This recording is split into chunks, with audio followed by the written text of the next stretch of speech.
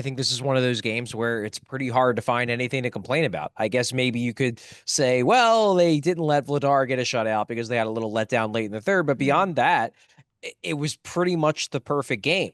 And I was on most of the road trip last week, unable to get to New York, but was there in Montreal, was there in Buffalo. And I can tell you that one of the main topics of conversation after both those games, one a win, one a loss, was the fact that the team hadn't delivered 60-minute efforts. In Montreal, they delivered two really good periods. Then they let their foot off the gas pedal in the third. It doesn't kill them, but it was a bad period. You have Buffalo. They're really, really good for the first, let's say, like 35-ish minutes. And then for like maybe a 15-minute stretch, it just goes to hell, for lack of a better term. Then they try coming back near the end of the game. It's not enough. But in both games, they did not deliver a 60-minute effort. It comes back to bite them against the Rangers. They obviously blow that 4-2 lead. Tonight was a full 60-minute effort. I know they had a couple lapses late, but that was truly garbage time. The game was functionally over at that point. This was a game where, you had all four lines working. You had the goaltending working. You had everything that the Flyers want to be. They dominated in the neutral zone. They dominated on the puck possession sheet. They dominated by advanced metrics. Like, they controlled this game from start to finish. There was never a moment in this game where I thought to myself, like, man, Vancouver's really taking it to them. The Flyers were clearly the better team in this game. There really weren't lapses that gave you any pause that this wasn't going to eventually go in the Flyers' favor. And that you can't say that about many of the games this year. Me and Bill have talked a lot this season about the fact that the Flyers are a weird kind of inconsistent. Whereas there are some teams that are inconsistent game to game. One game they'll look great, next game they'll look bad, then they'll look great again. Whereas the Flyers are inconsistent period to period. One period they'll look like a team that's destined to be an easy playoff team, and then the next period they'll look like a team that looks like a lottery team. So it's been that weird in-game inconsistency that I think has been their biggest problem if we're talking about winning games. And tonight it was gone. They delivered a full 60-minute effort and they get a well-deserved win. Love to see it. And I think the most unexpected part of this game is the first two goals come from the fourth line, which is not something we've seen a lot of this year. Thoughts on the fourth line? And do you think we could see them stick around for a few games? I'm hoping. Yeah, I thought you were going to say the most unexpected thing is that the Flyers scored the first goal. I That's was also expecting that. unexpected, yeah. They did do that. Not a normal thing for the Philadelphia Flyers. No, look, that fourth line was real good tonight. And look, I can't say with certainty that it's going to stay together forever. You have guys like Delorier and Hathaway who are, integral parts of the room. So I can't imagine they're just going to be like putting mothballs for 2 months. They're going to get some games. But this is clearly the most effective incarnation of the fourth line we've yet to see this season. It is not particularly close. Obels is kind of, I wouldn't say he's been raked over the coals by fans, but he hasn't been good.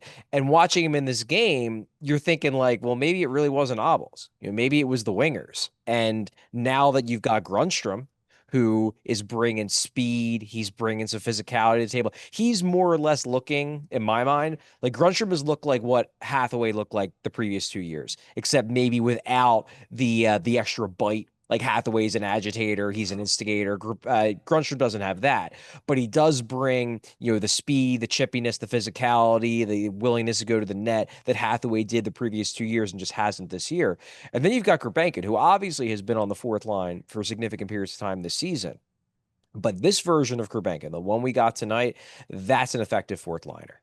Because look, there have been flashes of Gurbankin this season looking effective, but even when he got the promotion up to the top nine, I did not like what I saw. That went from I want to see him get that chance to, hey, if you scratch him, I'm not going to be critical because he's not doing anything out there. This game tonight, and he scores a goal by going to the net with the redirect goal with the deflection exactly where they want him to play. Then he creates the Grundstrom goal with a really nice little head fake and then a nice pass to get it out in front. Like, those are the kinds of plays that he needs to make. He's never going to be a super high skill guy, but those are the kind of plays he needs to make in limited minutes to be an effective fourth liner. I love Gurbankin's game tonight. Like, they should just have all of his shifts in this game on loop and just have him watch them like on the plane ride to Chicago and then the plane ride back. Like, just be like, do this, and you will be an 82 game a year NHL player that teams will want to have on their fourth liner and their bottom six. Any team would want to have. Yeah, this line looked great. As I said, I don't think they're just going to like park Hathaway and Delorier in the press box forever, but you got to give this line some runway. It's clearly the most effective version of the fourth line we've seen so far this year. Charlie, another guy who should probably watch loops of his shifts from this game on the plane to Chicago because it was an absolutely idealized version of what he's supposed to be is Owen Tippett. Yeah. He was start to finish just insane tonight, 10 shots on goal. Finally gets rewarded with a goal later in the game. What do you think got him going tonight? How'd you like his game? I mean, how could I not like his game? Yeah, right. And you mentioned like, Why can't oh, he you got a do goal. that? He got a goal. Like it wasn't just a goal. That was the one It was where, sick. it's going to lead the highlight reel package at the end of the season, which Yes. Tippett often finds ways to do. Um, Look, if Owen Tippett could do that every night, he'd be one of the top 10 players in hockey. Okay. So I don't think the right question here is, why doesn't he do that every night? If he did that every night, he would be amazing. He's not amazing. He's an inconsistent guy. So, like, I think Not do that. this is the tough part about the Owen Tippett conversation is that, I think we need as a collective, media covering the team, fan base watching and rooting for the team, just like disabuse ourselves of the notion that like there's going to be a day where Owen Tippett just like flips a switch and is this guy every single game. Because I think that's where a lot of the frustration about Owen Tippett comes from is that you see it. It goes back to like the frustration with early career James Van Riemsdyk, where, once you saw it, once you saw him have games where he was just dominant, then it became, why don't you do it every night?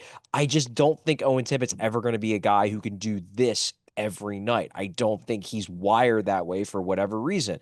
But again, the cool thing about having a guy like Owen Tippett is that there will be, 6, 7, 8, 9, 10 times a year. Hopefully it goes further up as he gets older, as he hopefully gains some maturity in his game, gains more maturity, that he just like is so good that he's going to win you a game. And if that's a guy who's on your first line, that's disappointing.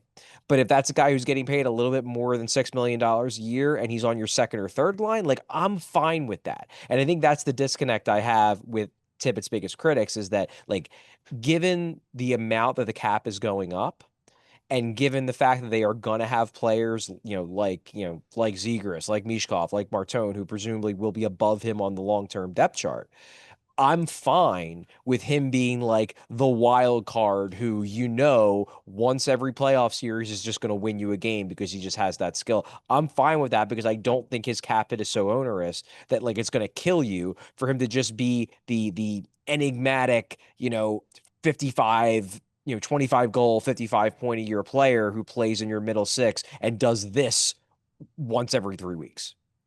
Goal scorers are streaky. They absolutely are. People be saying. They do say that. And, on that end, Matvei Michkov gets his first goal in the month of December. Nice empty netter from Noah Cates with the assist. And Michkov was kind of yet again, kind of the main story today, much to Rick Tocchet's chagrin. Had some, comments about him earlier today. Thoughts on Tocchet's Michkov comments and Michkov getting a goal tonight? Well, I mean, one thing I do want to make clear, and I'm planning to write an article on this tomorrow. It's hard. It's hard on when something like this happens on game day because I just don't have the time. Like, there's only so many hours in a day. I can't pump out a column mid game when I'm preparing for the actual, or midday when I'm preparing for the actual game. That's why we need But a clone of you, Charlie. Yeah. well, yeah, I mean, that would be great. But. And we're just getting darker and darker up here. Sorry, guys. They're turning off all the lights in the press box for some reason. Sun's I getting don't real know. low, Get Charlie the 3 O'Connor. stars to brighten But up the screen. but going back to Michkov, like it should be said that like everything that Tocchet said about Michkov today was complimentary. Like he wasn't ripping on Michkov. He was basically ripping on us, the media, for asking too many questions about Michkov because it seems like he's sick of answering questions about like why Michkov is getting ice time, isn't getting the kind of ice time that people want him to get. And like my view of it is I'm sympathetic to his frustration because I'm sick of it. I'm sick of hearing it from people on Twitter too. But the difference between me and Tocchet is that it's my job to listen to the fans. It's not his job to listen to the fans. It is his job to take questions from us. But like, I don't know why he's getting so frustrated about this when like, if he's listening to the fans, just stop listening to the fans. Like if you're convinced that what you're doing is the right thing for the team and for Michkov, like say to yourself, who cares what the fans think? I'm right, and I'm gonna go to bat for what I think is right for the team. Like I don't know if he's like paying attention to what's being said on social media, but if he is, he should really stop because it's not doing him any favors Not to doing like any of us go any good. to go down the rabbit hole of like reading about how angry everyone is at him for the Mishkov situation. Like if you think that what you're doing with him, again, from a team perspective and from a player perspective is the right thing to do, then keep doing it. Like have the courage, your convictions, and keep it up. And who cares what the people on social media think? That shouldn't be your problem as long as you're not worried that like you're going to get fired over it. And given the fact that like he's in year one and the team is objectively doing better than expected, I don't think he has to worry about getting fired anytime soon. So like to me, the whole thing came off as like Rick, why do you care? Like if you think that what you're doing is right, then just keep doing it and say screw all you guys, I'm right. Nailed it, Charlie. One more before we get you kicked out of the building or locked into the building. I don't want that to happen for you. We haven't got to talk about Denver Barky yet. He has 2 NHL games under his belt. And what do you think about the kid so far? Very impressed. I only was able to watch like bits and pieces of Saturday's game. Obviously watched the replays of the goals. I got the 2 assists. I thought tonight he was very impressive, more on the subtleties of his game as opposed to obviously getting points. He didn't score any points, but I just really liked his compete level, really liked his battle, that he was strong along the boards, he was strong on the forecheck. He's got a lot of juice. There's a lot of juice to his game. There's a lot of energy, and the big concern with Barky as he moved up the ladder was, well, yeah, he can do this against OHLers or he can do this against junior guys. But can he play this way and still be successful when he gets to the AHL? Can he play this way and still be successful when he gets to the NHL? And early returns are that he can. Like he can still play the style that made him effective at lower levels, even against the best players in the world at the NHL level. Like that was the whole, and obviously 2 totally different players, 2 totally different positions. But that was the whole thing with Gossesbear was that Gossesbear was dominant at Union, but the idea was like, well, he was never viewed as a top prospect because the assumption from all the prospect watchers was, well, he won't be able to do all that at the NHL level. And then he got here, and it's like, wait a minute, he can still do all that at the NHL level. Oh man, they might have a star. And I'm not saying that Barky is going to be rookie year Gossesbear by any means, but he's still playing with the same tenacity, with the same bite, with the same physicality, with the same energy that he did in the OHL, that he did in the AHL. And like it's still working. He's still winning battles. He's still creating chances. And that's really exciting. Now, obviously, we're only 2 games in. Maybe he's running on adrenaline. Maybe he'll die down over the next few weeks. That's possible. But so far, early returns are really positive that like Denver Barky just might have enough dog in him that he can just keep doing this at any level.